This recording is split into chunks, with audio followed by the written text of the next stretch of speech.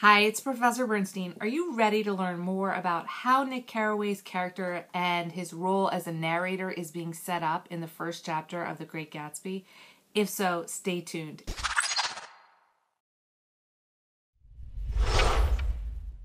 Nick tells us that after graduating from Yale, which he calls New Haven, because Yale is in New Haven, Connecticut, he says that he goes and participates in the Great War. The Great War being, of course, World War I. And if you have this version of The Great Gatsby, the lines that I'm about to read to you come from page 3. Something about the war that left him, when he came back, he felt restless.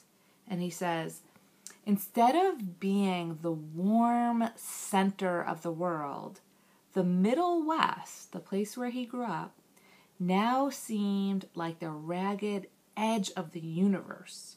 So I decided to go east and learn the bond business.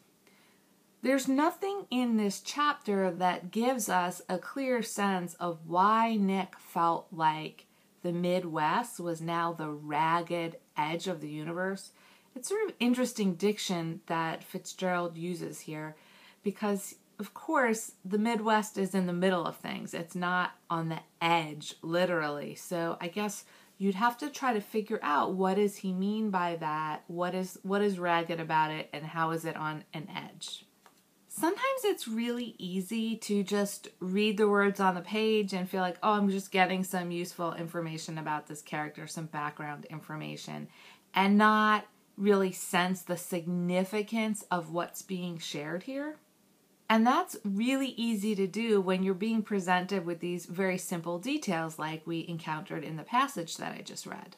But if you really want to learn how to interpret literature so that you're not always dependent on your teachers or your professors or someone else telling you what things mean, you really have to learn how to ask yourself certain questions and how to contemplate the possible significance of the information that's being shared. I'm going to teach you right now how to start figuring out the significance of these kind of passages that don't seem that important, but yet are providing us with some valuable clues. So obviously we know Nick Carraway, he went to Yale. So that means he's received an education at one of the top colleges in the country. He also served in the military. And so you could think, does that in any way play a role in the novel? Personally, I don't think it plays that big of a role. But what strikes me as really significant here is that he's telling us that when he came home, he felt restless. And this place where he grew up in the Midwest, which once seemed, as he says, the warm center of the world, it's changed. Or his perception of this place has changed. It now seems like the ragged edge of the universe. So we know he's restless. And this restlessness, as we learn, is what motivated him to head east. If you've been reading the first chapter really carefully and you watched my video on those first few pages of the novel, you'll know that Nick is returning. At the end of the story, at the end of his experience on the East Coast, he returns to the Midwest and he feels a certain way. But now it's like he's telling us now that he's trying to escape from this place, but at the very beginning of the novel, which is really after his whole experience on the East Coast, he's returning to this place from which he escaped. So this far, we've been looking right at Nick's character in relationship to these issues. But if this issue of restlessness and escaping stands out to you or you pick up on it, then what you also want to do is see how it applies to other characters in the novel. To what extent do the characters in the novel seem to be trying to escape their situations? We know that Nick's escape really is to leave the Midwest and come east. And then, of course, that opens up the question of, is this a true escape? Can we ever really escape from how we're feeling? What about Daisy? What are Daisy's circumstances? Is she trying to escape from anything? If so, what is she trying to escape from? Is she successful at it? Is there any way for her to escape from her situation? Why not?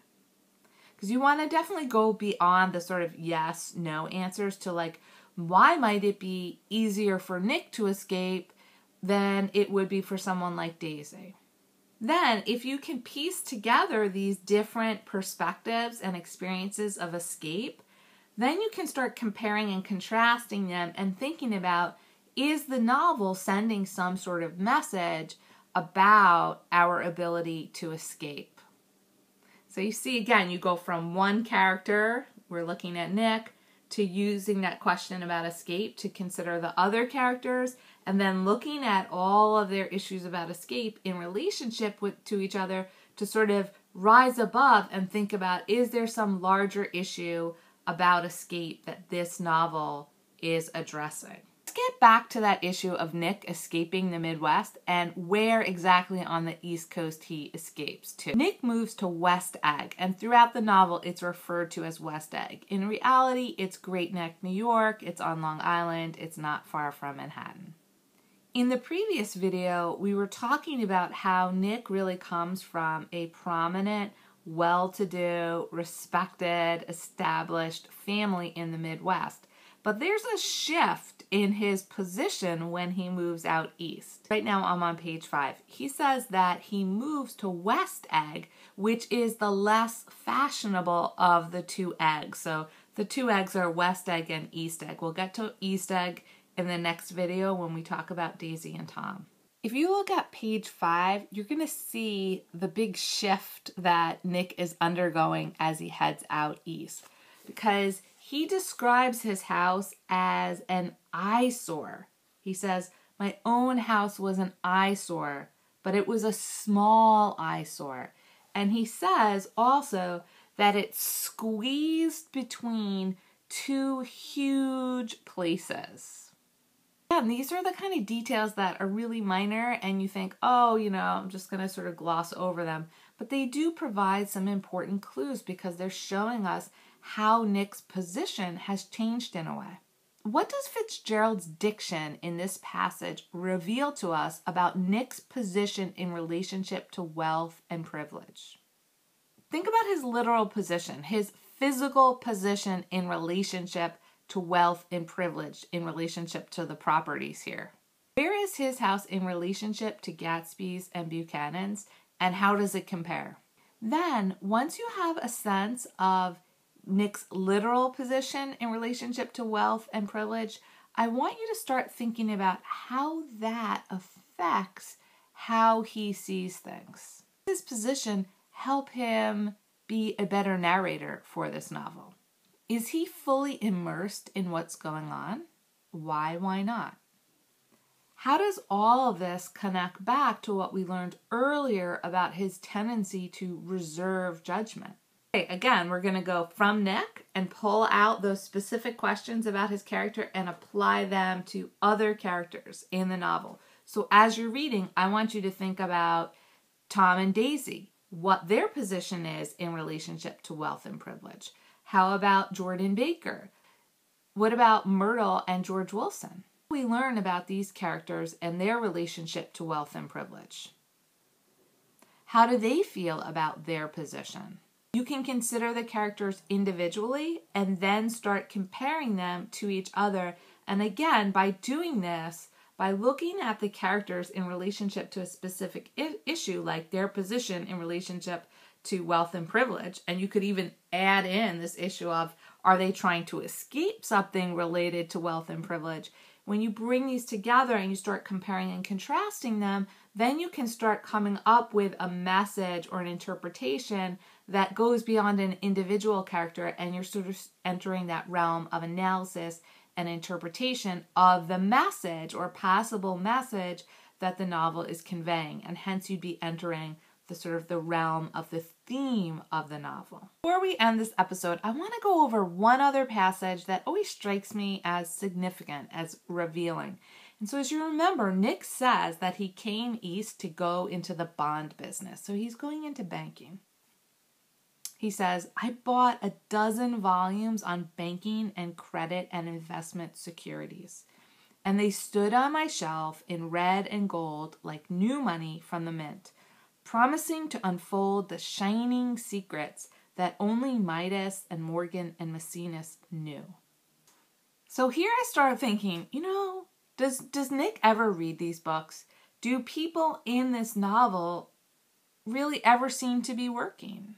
Who's working in the novel? Who's not working? They're books about money. So what is it that Nick is learning about money through his experience on the East Coast?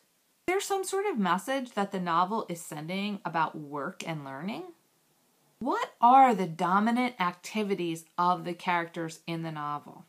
That's it for now. Make sure you watch the next episode, which focuses on Daisy's character in the first chapter. And as always, if you like this video, I would love it if you liked it and subscribe to my channel. Take care. Bye.